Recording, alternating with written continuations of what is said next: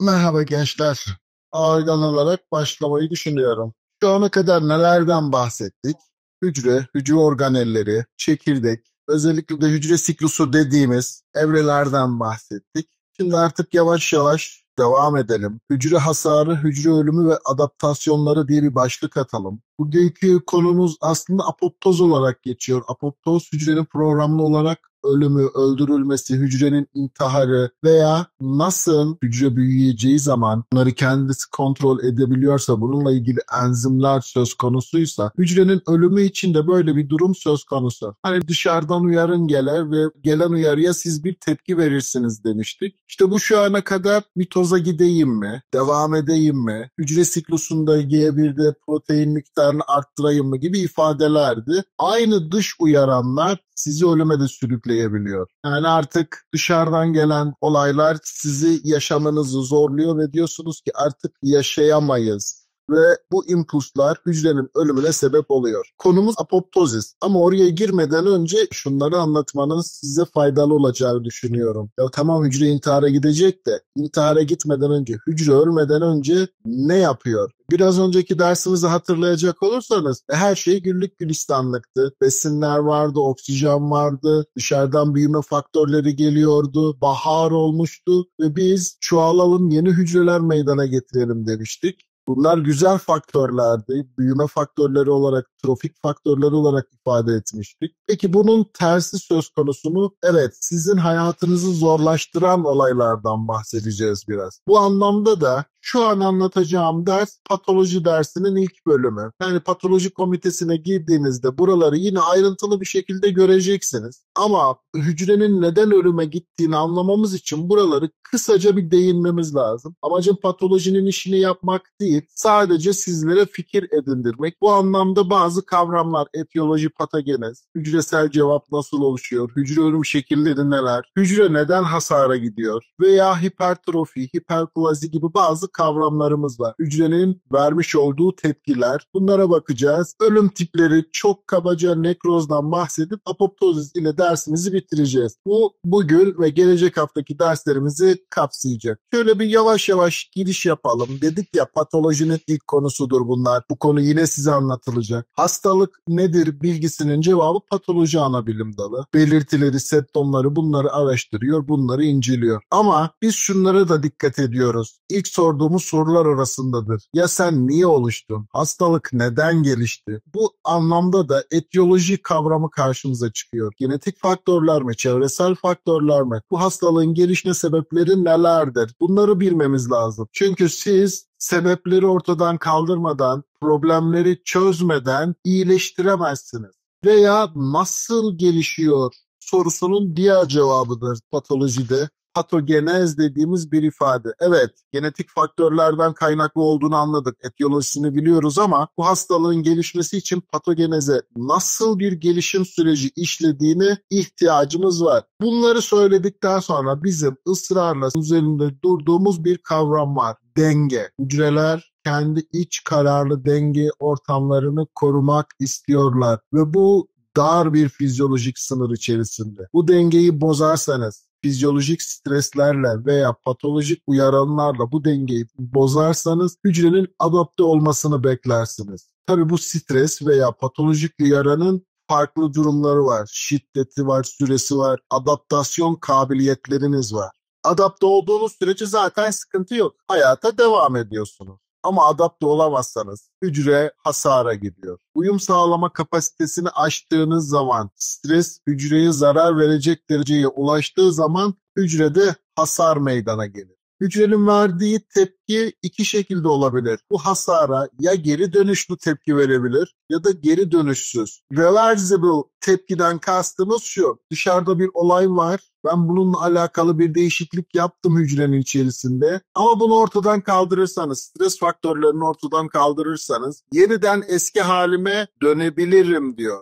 Reversible'dan kastımız bu. Geri dönülebilir. Bütün zincirleri, bütün ipleri kopartmamış. Ama sizin uyaranınız, şiddetliyse, uzun süre devam ediyorsa veya hiç kimsenin haberi yok, bir anda hızlıca ortaya çıkmışsa, işte bu sefer de verdiğiniz tepkiler biraz daha radikal oluyor. Geri dönüşsüz, irreversible. Ya ölüyorsunuz veya çok büyük değişiklikler meydana getiriyorsunuz hücrenin içerisinde. Hücrelerin stresi adaptasyonları 4 kavram adı altında incelemişiz. Hipertrofi, hiperplazi, atrofi ve metaplazi kavramları var. Eğer uyaranınız geldi, hücre bu tepkilerden birilerini verecek. Bu geri dönüşlü de olabilir, geri dönüşsüz de olabilir. Ama şiddetiniz uzun süre devam ediyorsa ve kaldıramayacağınız yükler yüklenmişse, bu sefer geri dönüşsüz hasarlar oluşabiliyor. Bu anlamda da verdiğiniz tepki hücrenin ölümü. Bu normal bir süreçtir ve gerekli bir süreçtir. Bir kere daha tekrar ediyoruz. Normal hücreler hemostatik denge içerisinde kalmak istiyorlar. Belli aralıkta tahammül sınırları var. Siz dışarıdan bir uyaran verdiğiniz zaman bu uyarana cevabınız adapte olma yönündedir. Adaptasyon sağlayamazsanız hücre hasarı meydana gelir. Normal olayların dışına çıkarsınız. Bu normal olayların dışına çıktığınızda hücre hasarı oluştuğunda bu bir süre devam edebilir, ortadan kalkabilir. Sizde hiçbir şey yokmuş gibi hayatınıza geri devam edersiniz. Geri dönüşlü bir hasar söz konusudur. Bunu tolere edebilirsiniz. Evet, bir hasar oluştu ama bu hasar etkeni, hasarın sebebi ortadan kalktığında siz de yeniden eski halinize dönebiliyorsunuz.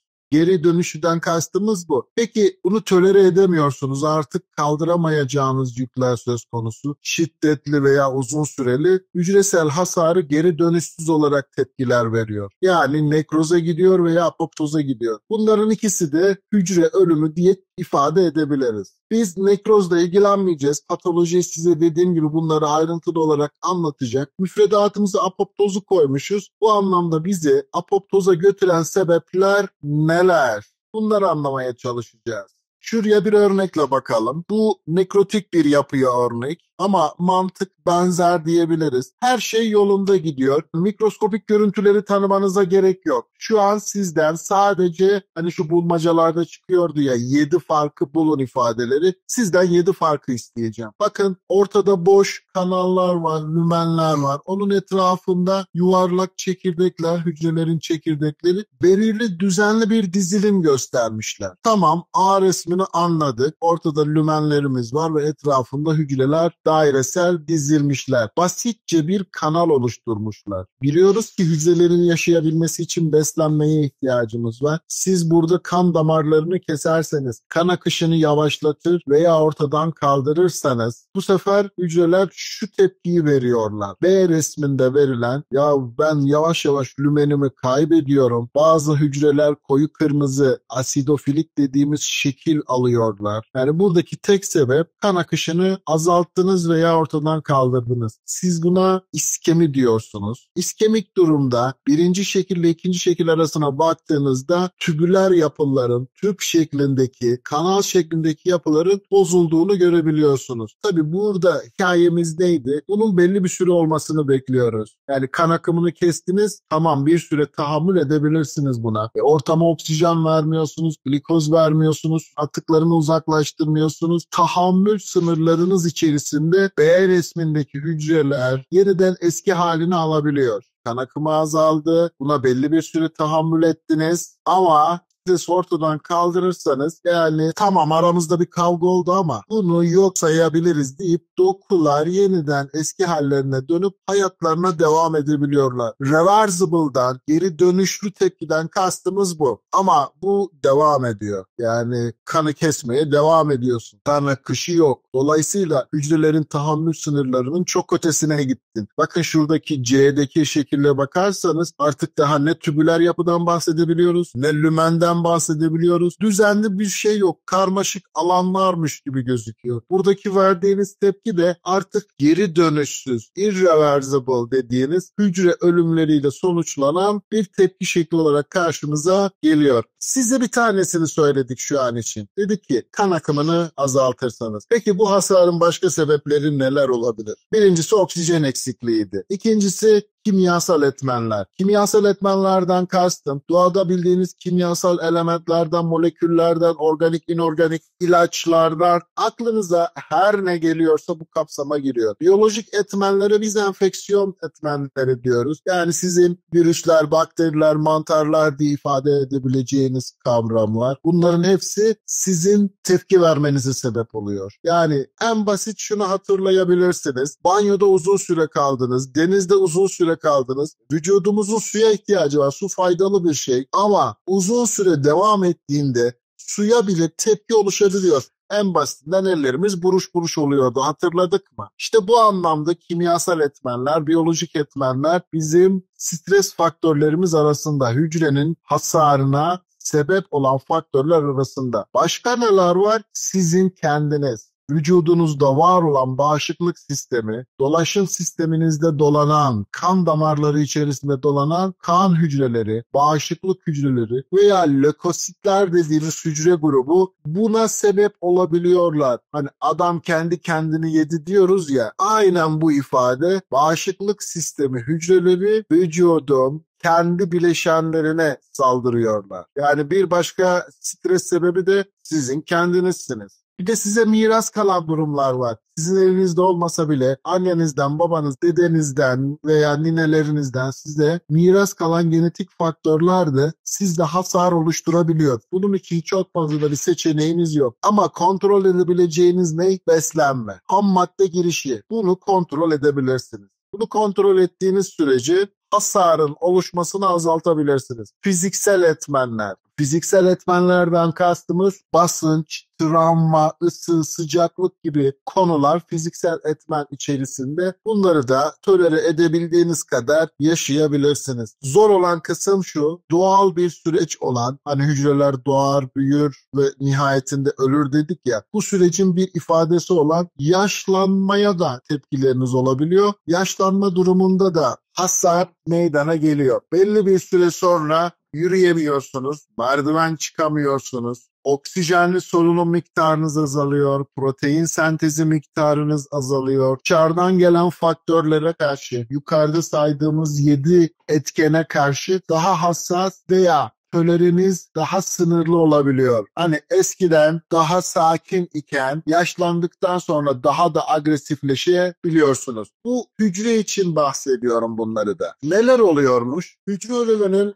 en sık görülen nedenleri arasındadır. Oksijenli solunumun temel mantığı neydi? Enerji ihtiyacınızın karşılanmasıydı. Ve enteresan bir şekilde vücut şunu diyordu. Bana bedenini vermediğin hiçbir şeyi yapamazsın. Eğer bana bir iş yaptırmak istiyorsan, bir enzimi çalıştırmak istiyorsan, bir madde üretmek istiyorsan, mineralleri bir yerden bir yere taşımak istiyorsan bedelini ödemelisin. Bu bedel ATP'ydi. Siz oksijenle ATP yoksunluğu getiriyorsunuz. Dolayısıyla enerjiniz olmadığı için, bunun bedelini ödeyemeyeceğiniz için, yani toksik durumlar için, oksijen eksikliği durumlarında hücre tepki veriyor. Ana sebebiniz kanın yetersiz oksijenlenmesi olabilir, kan kaybı olabilir. Bunların sayısını arttırabilirsiniz. Ama nihayetinde hücrelerin ihtiyacı olan oksijeni vermeyince solunum sistemi, enerji sistemi durur. Bunun da bedeli size, eğer geçici bir süre bunu yapıyorsanız geri dönüşlüydü. Ama bunu uzun süre devam ettiriyorsanız geri dönüşsüz.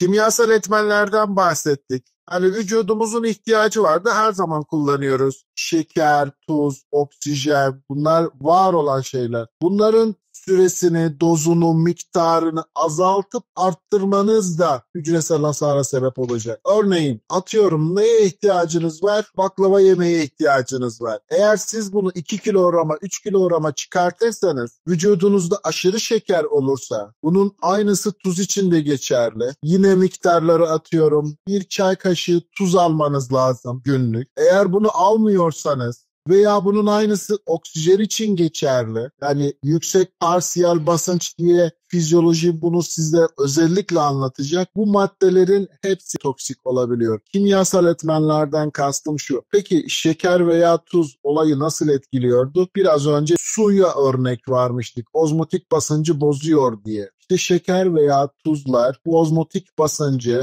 pozitif veya negatif yönde bozarak hiper veya hipoozmotik ortamlar oluşturarak madde giriş çıkışına engel oluyor. Tolere edebiliyorsanız boşaltım sistemiyle, solunum sistemiyle, dolaşım sistemiyle tolere edebiliyorsanız edersiniz. Edemediğiniz takdirde burada da yine hasarlar meydana geliyor. Ne yapıyormuş? Membran geçirgenliğini etkiliyormuş. Enzimlerin çalışma sistemini etkiliyormuş bu kimyasal faktörler. Biyolojik etmenleri konuşmak istemiyorum. Zaten hayatınızın geri kalan kısmında hep bunları konuşacaksınız. Onun haricinde parazitlerden, solucanlardan başlayın protozoa veya mantarlardan bakterilere kadar tüm biyolojik, vücudunuzun kendine ait olmayan tüm bileşenler, enfeksiyon sebepleri. Zaten bunları göreceksiniz. Bunları tek tek konuşmak istemiyorum. Kısmen hatırlayacağınızı düşünüyorum.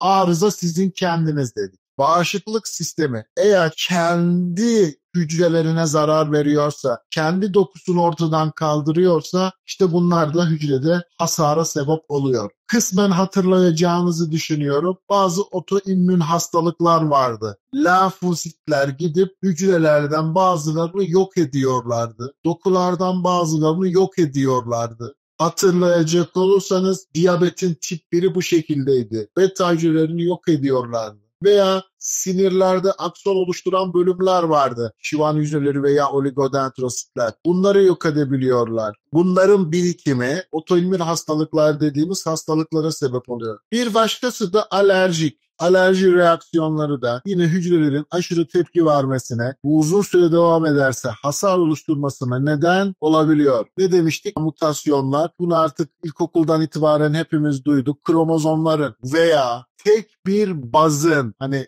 siz DNA'da binlerce bazdan bahsettiniz ya, adenin, timin, guanin şeklinde. Tek bir tanesinin bile, tek bir bazın, buna tek nükleotit değişikliği deniyor. Single nükleotit. Tek bir bazın bile değişikliği veya kromozomun komple yer değişmesi, yanlış hücreye gitmesi, Down sendromlu çocukların yanında tek bir proteinin işlem yapamamasına sebep oluyordu. Hatırlayınız, size önceki derslerimizde lizozomdan bahsettik, peroksizomdan bahsettik, hücre içi organellerde. Onların içerisinde enzimler vardı. Peki bu proteinler oraya nasıl gidiyordu? Her proteinin ucuna siz 15-20 amino asitlik bir sinyal dizisi koyuyordunuz. Demiştik ki arkadaşım senin yerin lizozom, lizozoma gitmen lazım. Eğer o enzim lizozomun içerisine gitmiyorsa ne oluyordu? Lizozomal depo hastalığı dediğimiz, yani hikayeye baktığınızda tek bir nükleotitin, tek bir bazın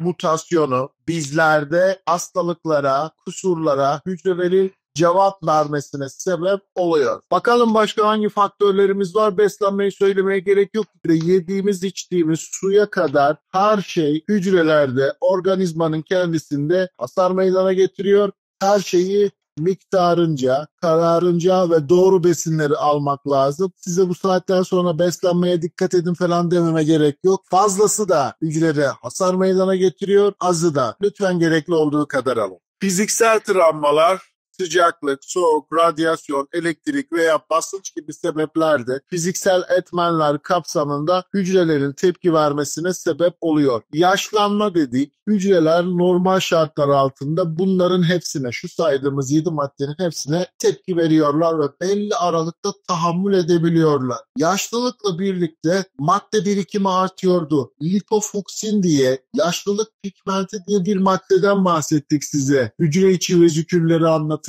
atık maddeleri biriktiriyorsunuz. Rezidüel cisimcikler oluşturuyorsunuz demiştik organellerde. Bu atık maddeler, bileşenler vücudumuzda birikmeye devam ediyorlar. Tahammül sınırımız azalıyor. Dolayısıyla hücresel ölümü daha net bir şekilde ortaya çıkıyor. Hücre ve doku hasarının mekanizmalarından bahsedelim biraz. Ne demek istiyoruz? Yani bir uyaran var. Bu uyaranın tipi, süresi veya şiddetine bağlı olarak tepki veriyorsunuz. Vereceğiniz tepkiler geri dönüşlü veya geri dönüşsüz olabilir. Mesela bir miktar toksin verelim size, düşük bir miktar ve bunu kısa süreli verelim. Az miktarda kısa süreli verdiğiniz hastalık yapıcı bileşenler, toksitler hücrede tepkiye meydana getiriyor. Hasar oluşturuyor. Bu hasar geri dönüşlü. Sebep ne? Düşük doz ve kısa süreli olması. Peki siz bu aynı toksini alsanız yüksek dozda veya uzun süreli verdiğiniz zaman neler bekliyorsunuz? Geri dönüşsüz bir hasar bekliyorsunuz. Yani hücre nekroza gidecek veya apoptoza gidecek, hücrenin kendisi ölecek dediğimiz bir ifade. Başka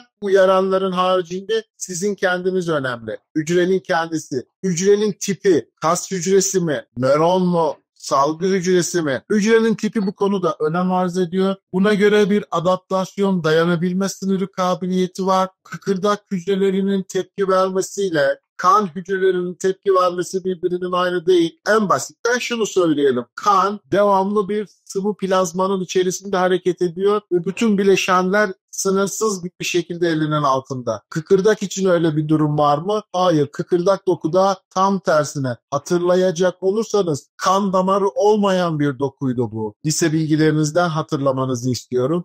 Bunlarda kan damarı yoktu. Difüzyon ile besleniyorlardı. Yani kıkırdak dokularının adaptasyon kabiliyeti daha farklıyken kan hücrelerinin buna dayanma sınırları daha az diyebiliriz. Veya genetik faktörler. Mesela biraz önce böbrek tübüllerinde bir iskemiden bahsettik. Şimdi de kaslarda bir iskemiden bahsedelim. İskemi ne demek? İskemi o bölgeye giden kan damarlarını kesmeniz demek. Kan akışını azaltmanız demek. Peki bacaktaki çizgili iskelet kasına ben kan akımını azaltsam veya göndermesem bu hücrelerin tahammül sınırları 2 veya 3 saat.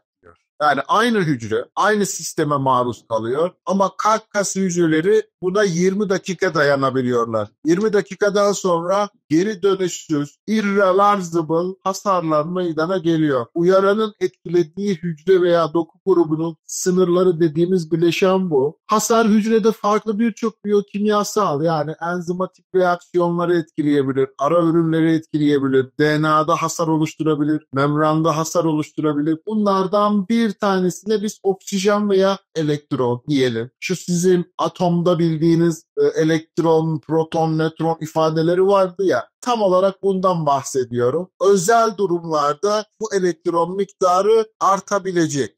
Yani başıboş bir elektron, fazla enerji yüklü bir elektron olacak. Bu elektron gidip organik bileşenlere, nükleik asitlere, karbonhidratlara, lipidlere, buralara bağlanmaya çalışacaklar. Biyokimyasal dengeyi bozacaklardan kastımız bu. Yavaş yavaş olayı açmaya başlayalım. Oksijen eksikliği ATP kaybıydı. ATP kaybına bağlı olarak mitokondri hasarı veya mitokondrinin disfonksiyonu, fonksiyon görememesi durumları vardı. Bizim bildiğimiz bir mineral maddeler var. Hatırlayacak olursanız sodyum, klor, potasyum, kalsiyum gibi bu mineral maddelerin ortama etkisi bütün bunları etkileyecek. Oksidatif stres dediğimiz bir durum söz konusu. Bunlar birleşerek membran geçirgenliğini değiştirecekler. Hani hücreye biz tanımını yaparken çok hoş bir ifade kullanmıştık. Seçici geçirgen demiştik. Yani sizin kontrolünüz altındaydı. Canınızın istediğini içeri alıyordunuz, canınızın istemediğini almıyordunuz. Ve buna bağlı olarak da içeri giren kimdir, kim çıkıyor, kim giriyor bunu bilmiyorsanız DNA veya proteinlerde hasarlar meydana gelebiliyor. Kaba başlıklar halinde ATP'yi konuştuk. Eğer mitokondriniz hasarlıysa ATP miktarı azalır. Ama tek tek ATP şuralarda etkilidir dedirtmeyin. Enerji her yerde etkilidir. Ama farklı olarak başka bir durumdan bahsedeceğiz. ATP oluşturulurken elektronu en son oksijene aktaracaksınız. İşte mitokondride meydana geldiğinde oksijeni aktarma özelliği değişiyor. Besinlerden kopan elektron oksijene yeterli miktarda gidemiyor. Orada oluşan mekanizma neydi? Oksijen hidrojenle birleşecek, su buharı olarak dışarı atılacaktı. Eğer atılmıyorsa vücudun içinde hidrojenle birleşemeyen, su olamayan, başıboş bir elektron varsa, bu elektron oksijene bağlıysa, evet tam olarak bundan bahsediyoruz. Süperoksit dediğimiz ROS veya ROD, reaktif reaksiyona girme özelliği fazla oksijen türleri diye ifade edebileceğimiz başıboş bir elektron var. Bu elektron oksijene bağlı. Bunun bir tek derdi var. Bana proton verin, bana hidrojen verin. Ben su olayım, buhar olayım. Ben kimseye zarar vermiyorum. Onun derdi bu. Ama bu konuda çok agresif. Öyle böyle değil. Gidiyor lipidlere saldırıyor. Lipidlerde hidrojen bağları var mıydı? Birazcık kimyaya veya biyokimyaya dönecek olursanız proteinlerde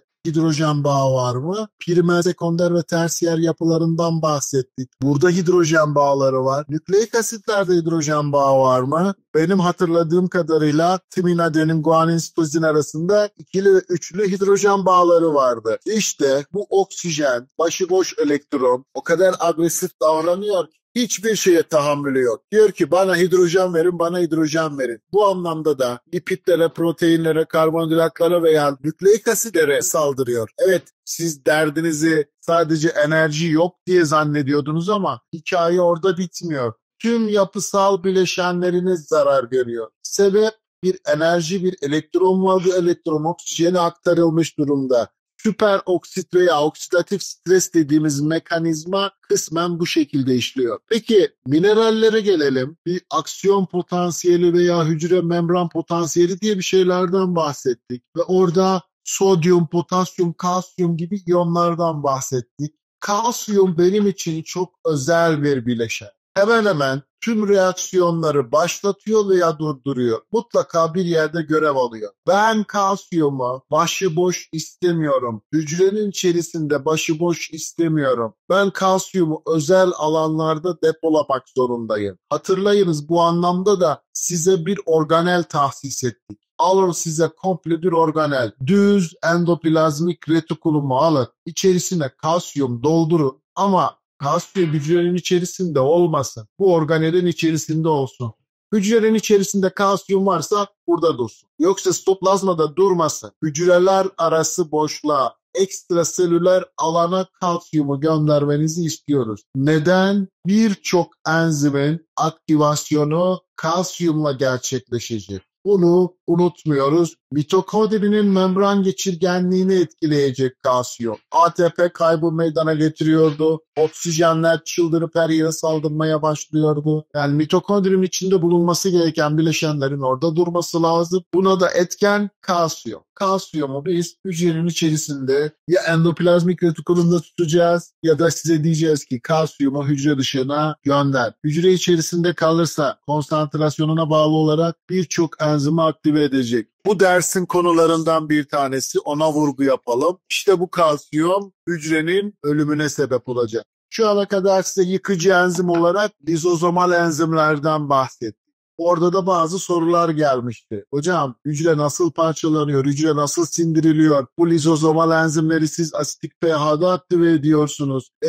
Lizozom zarı yırtıldığında bu enzimler ne yapıyorlar? Ortam asitik değil. Ben size bir tek lizozomal enzimlerle parçalanacağını söylemedim ki. Hücreyi sindiren, organelleri, bileşenleri, hücre iskeletini, bunların yapısını değiştiren o kadar çok enzim var ki bunlardan bir tanesi kaspazlar. Bu kalsiyum, kaspaz denilen enzimleri aktive ediyor. Zaten hikayemizde dersin sonunda da bunu anlatacağız. Bu enzimler gidip hücredeki hücre iskeletlerini, organellerini, zar yapısını, çekirdeği, nükleer laminleri, daha doğrusu hücre zarının iç ve dış yağ bileşenleri dahil olmak üzere, hatırlayınız hücre zarında serin ve etanolamin gibi bileşenler hücre zarının iç kısmında yer alıyordu. Bu fosfolipidlerin yerlerini bile değiştiriyorlar. O kadar dağıtıyorlar. Bu enzimlerin aktivasyonunu kalsiyum sağlayabiliyor. Daha yeni başlamışım. Gençler bir ara verelim. Ben bir çay içeyim. Saat başında devam edelim. Olur mu? Olur hocam.